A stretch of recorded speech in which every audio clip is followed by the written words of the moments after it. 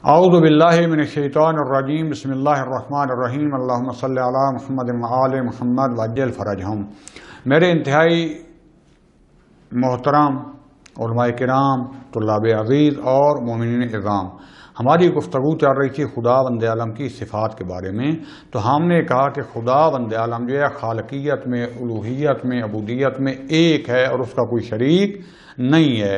ایسا نہیں ہے کہ خالق تو ہم کسی کا اور کو مانیں، عبادت کسی اور کی کریں، یا ہمارا رب جو ہے ہماری تدبیر کرنے والا، مینجمنٹ کرنے والا وہ کوئی اور ہو، نہیں، وہ سارے کے سارا ایک خدا کی ذات ہے۔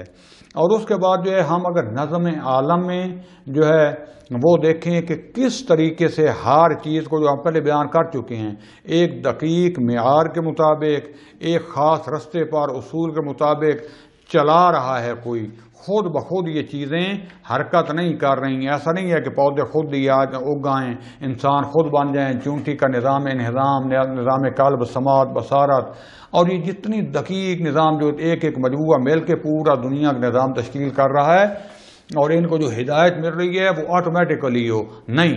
اور یہ خداوند عالم نے جو ہے اس کو بنا کر ایک جگہ چھوڑ دیا ہو، بلکہ خداوند عالم کے حکم سے ایک ایک لمحے کے لیے، جیسے ہماری سانس چل رہی ہے تو زندگی چل رہی ہے، اگر سانس رک جائے تو زندگی بھی ختم، گھٹن ہو جائے تو اسی طریقے سے یہ جیسے بجلی کے یہ لیمپ وغیرہ، یہ جو مثلا بلب یا لائٹیں جل رہی ہیں، ایک سیکنڈ کے لیے بجلی چلی جائے، کنیکشن جو ہے وہ کٹ ہو جائے تو کیا ہو جائے گا، لائٹ بند ہو جائے گی۔ اسی طریقے سے ایک ایک لمحے کے لیے اس نظام کو ہدایت مل رہی ہے خدا کے لیے، اور اس کو چلانے والا بھی ایک ہی ہے، کیونکہ اگر کوئی اور ہوتا، لو کان فیہما آلہۃ الا اللہ لفسدتا، تو اس میں فساد پیدا ہو جاتا اور ان میں محدودیت ہو جاتی، ٹکراؤ ہو جاتا۔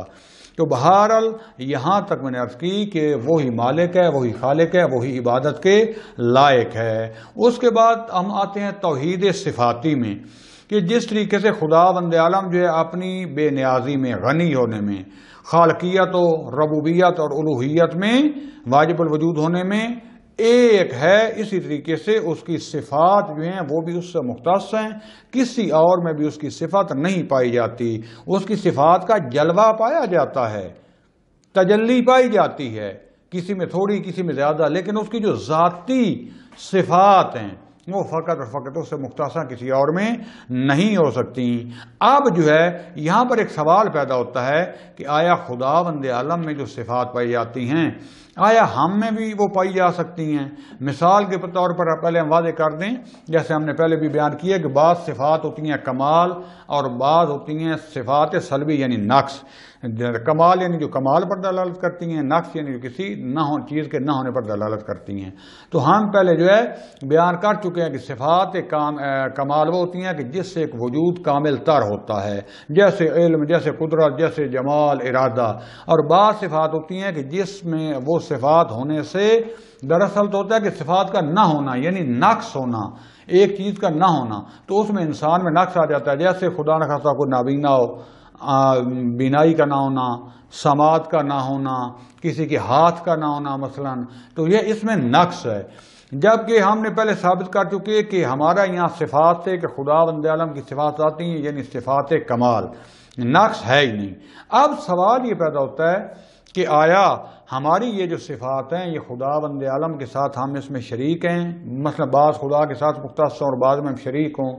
تو بعض لوگ کہتے ہیں کہ ہاں خدا کے ہاں جو صفات پائی جاتی ہیں اور ہماری صفات پائی جاتی ہیں وہ ان میں ہم خدا کے شریک ہیں۔ کس حوالے سے؟ کہ خدا کیونکہ لامحدود ہے تو اس کی صفات بھی لامحدود ہیں، ہم محدود ہیں، ہمارا ظرف چھوٹا سا ہے، ہماری وہ صفات بھی تھوڑے رتبے کی ہیں۔ مطلب علم خدا میں بھی پایا جاتا ہے اور علم ہم میں بھی پایا جاتا ہے، تو اس لحاظ سے اللہ بھی عالم ہے، ہم بھی عالم ہیں، تو لہذا ہم تھوڑے درجے کے ہیں، اللہ فل آخری درجے کا۔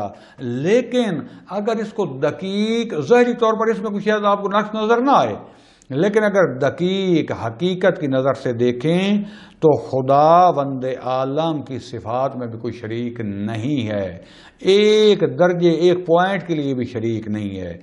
کیونکہ جب خداوند عالم کا وجود واجب الوجود ہے اور اس کی صفات کمال اعلیٰ کمال ہیں اور حقیقی اور مستقل ہیں، یعنی اس کی ذات کے ساتھ مختص ہیں، تو پھر اور کوئی بھی جو ہے اس میں شریک نہیں ہو سکتا۔ اب کیسے اس کو سمجھیں؟ اب ہم مجبور ہیں کہ جب بھی ہم سمجھانا چاہتے ہیں، کیونکہ ہمارا مادے سے سروکار ہے، ایک حد تک ہماری رسائی ہے تو نفس تک۔ ہر بندہ جو ابھی نفس اور روح کی پہچان بھی نہیں رکھتا، تو ہمیں مادی مثالوں کے ذریعے سمجھانا پڑتا ہے، ورنہ تعالی اللہ عن ذالک۔ آپ مثلا تصور کریں کہ ایک بیابان ہے، صحرا ہے، اس میں 10-10 میٹر کے فاصلے پر جو ہے بڑے بڑے آپ نے آئینے لگائے ہوئے ہیں، بس سڑکوں پر بھی لگے ہوتے ہیں، اور ان کے ذریعے بعض کا تو ادھر سے گاڑی جانے والی بھی اس میں دیکھتے ہیں، اس طرف سے اس میں آئینے میں نظر آ رہا ہوتا ہے۔ یا آپ دیکھیں کہ یہ جو ہے نا آئینے میں پہاڑ کے اوپر لگے ہوئے ہیں، نیچے گھاٹی میں کیا ہے، اندھیرا ہے، پہاڑ آس پاس ہونے کی وجہ سے انہوں نے یہاں پر آئینے لگا دیے، یہاں سے سورج نکلتا ہے، اس کی روشنی منعکس ہو کر نیچے وادی میں جاتی ہے تو روشنی ہو جاتی ہے۔ اب ہو سکتا ہے آپ کہیں کہ اس آئینے کی روشنی بہت زیادہ ہے، اس آئینے کی روشنی کم ہے، لیکن آج جیسے ہی سورج غروب ہو جاتا ہے کیا ہوتا ہے، ان کی روشنی بھی ختم ہو جاتی ہے۔ تو اب اصل میں جو ہے کون سے آئینے کی روشنی تھی؟ کہیں گے کہ ان کی اپنی حقیقی نہیں تھی، اپنے ظرف کے، اپنے وجود کے مطابق یہ سورج سے روشنی لے کر منعکس کر کے اس کو گھاٹی میں یا وادی میں پھینک رہے تھے، جبکہ ان کے پاس جو اصلی روشنی تھی وہ سورج کی تھی، ان آئینے کی اپنی روشنی نہیں تھی۔ اور اسی طریقے سے یہ ہم میں بھی جو علم کی صفات، قدرت کی، ارادہ جو بھی پائی جاتی ہیں، اس میں ہم اللہ کے شریک نہیں ہیں، اور ہم یہ مثال بھی نہیں دے سکتے کہ ہماری روشنی خدا کے مقابلے میں جیسے سورج کے مقابلے میں چھوٹی سی موم بتی ہے، چھوٹی سی لائٹ ہے، سورج جب آتا ہے تو اس کی روشنی چھپ جاتی ہے، لہذا اس کی بہت زیادہ ہے، اس کی تھوڑی ہے۔ یہ بھی مثال غلط ہے، کیونکہ اس میں موم بتی یا چھوٹی لائٹ کی اپنی روشنی ہے، سورج کی اپنی روشنی ہے، جبکہ یہ مثال غلط ہے۔ ہمارے پاس جو کچھ ہی ہے توحید صفات میں، ہم اگر خدا بند عالم کی صفات جو ہیں وہ لحظہ بلحظہ ہمارے وجود سے منعکس ہوتی ہیں، ہم مظہر ہیں اپنی ذات تک، اور محمد وآل محمد یہ انبیاء یا اولیاء کرام اوصیاء کرام جو ہیں ان کا وجود کیونکہ بہت زیادہ ہے، وہ زیادہ روشنی جذب کرتے ہیں، خدا کا نور، خدا کا فیض اور ہمارے تک وہ پھینکتے ہیں، اس طریقے سے ہم بھی خدا بند عالم کا نور جو ہے یہ لیتے ہیں۔ لیکن ایک لمحے کے لیے بھی اگر یہ جیسے سورج ڈوب جائے تو کیا ہوتا ہے، ہر طرف خاموشی ہو جاتی ہے، ہر طرف کیا ہو جاتا ہے، اندھیرا ہو جاتا ہے۔ اسی طریقے سے ایک لمحے کے لیے اللہ کا فیض ہمیں حاصل نہ ہو تو ہمارے وجود بھی نابود ہو جائیں، ختم ہو جائیں۔ اب خدا نے سب اسباب بنایا کئی ملائکہ کے ذریعے، لیکن جو اصلی مجاری فیض ہیں یا خدا کا فیض ملتا ہے، جس کو فلسفے میں عقل اول عقل دوم جو ہے ایک اصطلاحیں ہوتی ہیں، سادہ انداز میں جو ہے قریب ترین جو خدا کے وجود ہے وہ محمد و آل محمد کا ہے، سٹیپ بائی سٹیپ محمد مصطفیٰ صلی اللہ علیہ وسلم نے فرمایا انا والی من نور واحد، پھر ان سے آگے باقی آل اطہار اور پھر انبیاء ان کی خوشبو سے، ان کے نور سے خدا نے خلق کیے۔ لہذا جو کچھ بھی ملک ہے صفات ہیں حقیقی اور مستقل فقط اور فقط خدا کی ذات کی ہیں۔ ہمارے پاس جو ہیں وہ ہمارے پاس جتنا ظرف ہوگا ہمارے پاس منعکس ہوتی ہیں، ہمارے وجود اس کو خدا بند عالم سے یہ نورانیت لیتے ہیں، علم ہو جائے، زندگی حیات ہو جائے، ارادہ ہو جائے، قدرت، سب اللہ کی طرف سے ہمیں ملتا ہے۔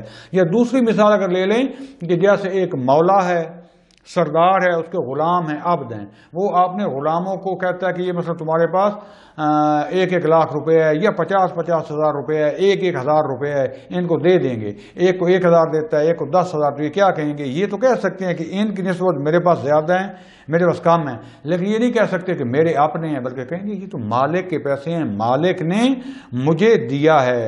اور ہم پہلے علت کی بحث میں پڑھ چکے ہیں، کیونکہ علت اور معلول میں معلول جو ہوتا ہے وہ اپنی پوری ذات کے ساتھ وہ فقر ہوتا ہے، فقیر ہوتا ہے، رابطہ ہوتا ہے کس کا؟ اپنے علت کے ساتھ، علت سے ایک لمحے کے لیے بھی جدا نہیں ہو سکتا۔ جیسے میں نے مثال دی تھی، اپنے نفس میں اگر آپ پھول بنائیں، تصور کریں اب یہ پھول آپ کی ذات بھی نہیں ہے، آپ کی ذات کا حصہ بھی نہیں ہے اور آپ سے جدا بھی نہیں ہے، لیکن اس کا پورا وجود آپ کے ساتھ منسلک ہے۔ ایک لمحے کے لیے آپ توجہ ہٹائیں تو یہ پھول ختم، پھر توجہ آئے، اس کی پوری حقیقت حاضر ہے ہمارے نفس کے پاس، ہمارے پاس۔ اسی طریقے سے خدا بند عالم کے پاس پوری مخلوق خلقت حاضر ہے۔ ایک لمحے کے لیے بھی خدا سے رابطہ ختم ہو جائے، خدا توجہ ہٹا دے، فیض نظر کرم نہ کرے تو ہر چیز نابود ہو جائے گی۔ لہذا عمومی شاید حالات میں کچھ نہیں ہے سمجھانے کے لیے کہ ہمارے پاس بھی علم ہے، اس میں ہم خدا کے ساتھ، جو خدا کے پاس لامحدود ہے، ہمارے پاس محدود ہے، ظاہری طور پر کوئی نہیں، لیکن یہ علم بھی حقیقت میں ہمارا نہیں ہے۔ ہماری باڈی، ہمارا جسم، ہمارا جان، ہر چیز یہ امانت ہے خدا کی۔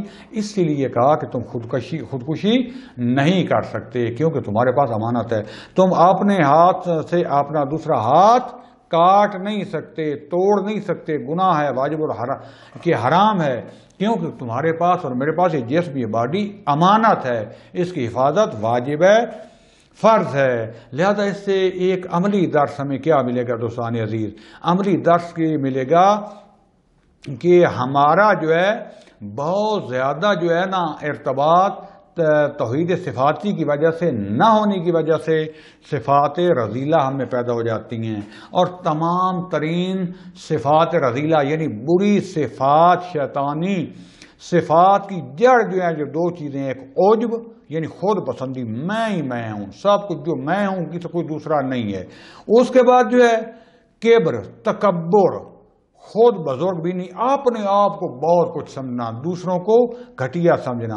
یہ کس وجہ سے ہے کہ ہم نعوذ باللہ فرعون بن جاتے ہیں، خدا کے ساتھ اپنا رابطہ بھلا دیتے ہیں۔ اگر ہم اپنی حقیقت کو جانتے ہو کہ ہم فقر محض ہیں تو کبھی بھی اس طرف نہ آئیں، اور یہ تکبر اور اس طرف نہ آئیں۔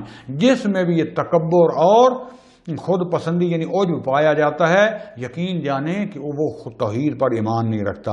اور اسی طرح سے دوسرا جو ہے بخل کرنے والا یا خسیس، یہ بھی اس کی توحید کامل نہیں ہے، کیونکہ اگر اس کو پتا ہو کہ میرے پاس جو کچھ بھی ہے میرا نہیں ہے، اور میری خدا نے، میری خدا کی ذات نے مجھے دیا ہوا ہے، تو مجھے اپنی ذات پر بھی خرچ کرنا چاہیے، کچھ مجھے خدا کی مخلوق پر بھی خرچ کرنا چاہیے، جو خدا نے حصے بنائے وہ دینے چاہیے، تو پھر انسان جو ہے توحید کے مراتب پر پہنچ جائے گا۔ اور یہی اب اگر یہ ساری باتیں سمجھ آ گئی ہیں تو آئیں مناجات کی طرف۔ یہ جو زیارتیں آئی ہیں تھوڑا توجہ کریں، مخصوصاً حضرت امیر المومنین علیہ السلام کی یہ دعا کہ تمام فضائل کے ہوتے ہوئے ایک بھی نقص نہیں تھا، لیکن جب خدا بند عالم کے سامنے سجدہ ریز ہوتے ہیں تو کہتے ہیں مجھ میں سارا نقص ہی نقص ہے، میرے اللہ تو فقط دیا، تیرے پاس سارے کمال ہیں، میرے پاس کوئی کمال نہیں ہے۔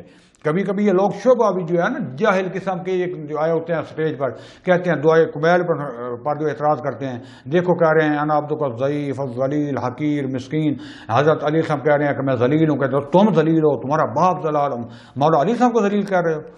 خدا اگر ان جاہلوں کو عقل دے اور شبہات نہ پہنچائیں، حقیقت یہ ہے کہ جتنے بھی فضیلت کا مالک ہے، جب آپ نے رب کی طرف دیکھتے ہیں تو فقیر ہی فقیر، پھر کہتے ہیں میرے اللہ تو عزت والا ہے، میرے پاس کیا عزت ہے، میرے اللہ تو عزیز ہے، میں ذلیل ہوں۔ نہ ذلیل سے مراد وہ کمینہ خدا، اس کا مطلب یہ نہیں ہے، خاضع، میرے اللہ میں خاضع ہوں، میرے پاس کچھ نہیں ہے، تو حکومت کرنے کے لائق ہے۔ لہذا امام علیہ السلام کی اگر یہ دعا پڑھیں، اس کے میں ایسے جلدی سے دو چار جملے بیان کر سکتا ہوں۔ فرماتے ہیں مولا یا مولا، اے میرے اللہ، اے میرے مولا، انت المولا و انا العبد، میرے اللہ تو مولا ہے، میں تیرا عبد ہوں، تو اصل مالک ہے۔ وحال یرحم العبد الا المولا، اور اپنے عبد پر مولا کے علاوہ بھی کوئی رحم کر سکتا ہے، یعنی مجھ پر رحم فرما۔ مولا یا مولا یا انت المالک و انا المملوک، تو مالک ہے میں مملوک ہوں۔ وحال یرحم المملوک الا المالک، مملوک پر، عبد پر مالک کے علاوہ بھی کوئی رحم کرتا ہے، تو مجھ پر رحم فرما۔ مولا یا مولا یا انت العزیز و انا الذلیل، میرے اللہ تو ہمیں ساری عزت کا مالک ہے، تیرے سامنے میری کوئی چیز بھی نہیں ہے، میں اپنے پاس کوئی نہیں رکھتا۔ اور حل یرحم الذلیل الا العزیز، جو ایک خاضع ہے اس پر ایک عزیز عزت والا ہی رحم کرتا ہے، اس کے علاوہ تو کوئی نہیں کر سکتا۔ مولا یا مولا یا انت الخالق و انا المخلوق، حل یرحم المخلوق الا الخالق، میرے اللہ تو خالق ہے میں مخلوق ہوں، مخلوق پر خالق کے علاوہ بھی کوئی رحم کر سکتا ہے، یعنی فقط تو میرا خالق ہے۔ انت العظیم و انا الحقیر و حل یرحم الحقیر الا العظیم، تو عظیم ہے میں حقیر ہوں، اور حقیر پر عظیم کے علاوہ کوئی جو ہے وہ رحم کر سکتا ہے. انت القوی و انا الضعیف، تو قوی ہے میں ضعیف ہوں، ضعیف پر قوی جو ہے وہ ہی رحم کر سکتا ہے. انت الغنی و انا الفقیر، تو غنی ہے میں فقیر ہوں. حالانکہ فقیر نہ تھے، دنیا کے مالک تھے، لیکن رب کے سامنے کیونکہ ہے ہی سارا کچھ رب کا. میرے اللہ جو کچھ دیا تو نے دیا. اور وَهَلْ يَرْحَمُ الْفَقِيرُ إِلَّا الْغَنِيُّ أَنْتَ الْمُعْطِي وَأَنَا السَّائِلُ، تو دینے والا ہے میں سوال کرنے والا ہوں. ہم ثابت ہو گیا کہ ائمہ سے بھی جو مدد یہ چونکہ لیتے ہیں روحانی، اصل میں وہ اللہ سے جو ہے ہمیں عطا ہوتی ہے، یہ ہمارے لیے وسیلہ ہیں. انت المعطی وانا السائل، اس کو وہ کہتے ہیں انت الحی وانا المیت، میرے اللہ اصلی حی زندہ تو ہے، تیرے سامنے تو ہے، اگر تیرا لطف کرم نہ ہو تو میں تو مردہ موت، میری کوئی زندگی نہیں ہے. تو مجھے زندگی دینے والا ہے کیونکہ اصلی زندگی کا مالک تو ہے. مولا یا انت الباقی وانا الفانی، باقی ازلی و ابدی تو ہے، میں تو فانی ہونے والا ہوں، تیرے وجود کی وجہ سے ہے کہ تو مجھے بقا بخش دے. اور اسی طریقے فرماتے ہیں وَأَنْتَ الدَّائِمُ وَأَنَا الزَّائِلُ، تو دائم ہے میں زائل ہونے والا جانے والا ہوں، اگر تو مجھے جو ہے رحم کرے گا تو میں دائم ہو جاؤں گا. انت الرازق وَأَنَا الْمَرْزُوقُ، میرے اللہ مولا علی علیہ السلام فرما رہے ہیں میرے اللہ تو رازق حقیقی و اصلی مستقل ہے، میں مرزوق ہوں، تیرے رازق کے علاوہ مرزوق پر کون رحم کرتا ہے. لہذا اصلی رازق حقیقی وہ ہے، اس نے کسی کو دے بھی کچھ نہیں دیا، ٹھیکہ بھی نہیں دیا. ہاں سبب و اسباب بنائے، رابطے بنائے. وابتغوا الیہ الوسیلہ، اللہ کا حکم ہے کہ یہ اس کی اسماء اور صفات کے مظاہر ہیں جن کو ہم رابطہ بناتے ہیں.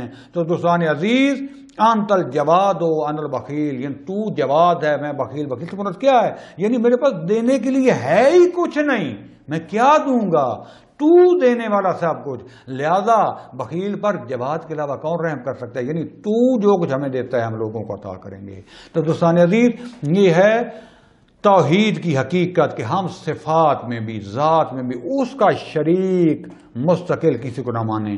ہاں اس نے آگے اپنے مظاہر بنائے ہیں، ایسی ذوات مقدسہ کو بنایا ہے کہ جن کو ہم وسیلہ بنا سکتے ہیں، جن کے صدقے سے یہ دنیا قائم ہے، جن کے صدقے سے ہمیں سانس مل رہی ہے، جن کو ہم اپنی ذلت کی وجہ سے، اپنے پاس کچھ نہ ہونے کی وجہ سے، گناہوں کی وجہ سے ان کو وسیلہ بناتے ہیں، کیونکہ خدا بند عالم کی اعلیٰ مخلوق ہے، خدا ان سے محبت کرتا ہے، ان کی محبت میں ہمارے بھی گناہ بخش دے گا. تو اس کا انشاءاللہ بعد میں امامت میں ذکر آئے گا. میں یہیں پر اپنی گفتگو کو یہاں ختم کرتا ہوں. آگے والی بحث انشاءاللہ عدل کے مطابق ہوگی. والحمدللہ رب العالمین، والسلام علیکم ورحمۃ اللہ وبرکاتہ.